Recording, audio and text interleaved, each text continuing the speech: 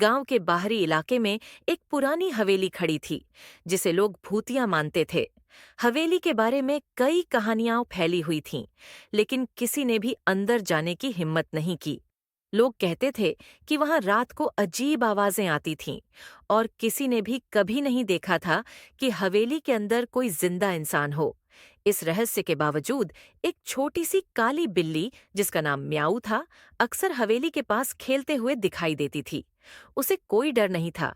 वह हर रोज हवेली के आसपास घूमती रहती थी। एक रात चांद की रोशनी में हवेली के खंडहर और भी डरावने लग रहे थे। म्याऊ बिल्ली कुछ तेज कदमों से हवेली के पास पहुंची और अंदर झांका। अचानक हवेली के अंधेरे में से एक हल्की सी आवाज आई। कौन है? म्याऊ को थोड़ी देर के लिए तो डर लगा, लेकिन फिर उसने खुद को संभालते हुए कहा, मैं म्याऊ, गांव की बिल्ली। तभी अंधेरे में से एक आकृति बाहर आई। यह एक भूत था, जो सफेद चादर में लिपटा हुआ था। भूत ने धीरे से कहा, तुम मुझे क्यों डर नहीं महसूस कर रही हो? म्याऊ ने जवाब दिया, मैं डरती नहीं, मैं सिर्फ तुम्हें जानना चाहती हूँ। भूत कुछ चुप सा हो गया और फिर बोला, मैं इस हवेली में बहुत समय से फंसा हुआ हूँ। जब मैं जिंदा था तो मैं यहाँ अकेला रहता था, और अब मरने के बाद भी यहाँ बंधा हूँ।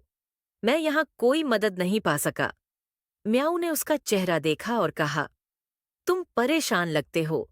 क्या तुम नहीं चाहते कि तुम्हारा मन शांत हो? भूत ने सिर झुका लिया और कहा, मैं चाहता हूं, पर कोई मुझे समझता नहीं।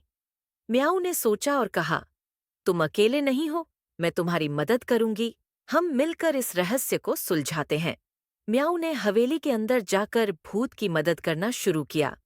उन्होंने पुरानी किताबें खंगाली, लेकिन जल्द ही यह समझ में आया कि भूत को शांति केवल तब मिल सकती है जब वह अपनी अधूरी कहानी पूरी करेगा। कुछ दिनों बाद म्याऊ और भूत ने मिलकर उस कहानी को ढूंढ निकाला, और भूत को उसकी खोई हुई शांति मिल गई।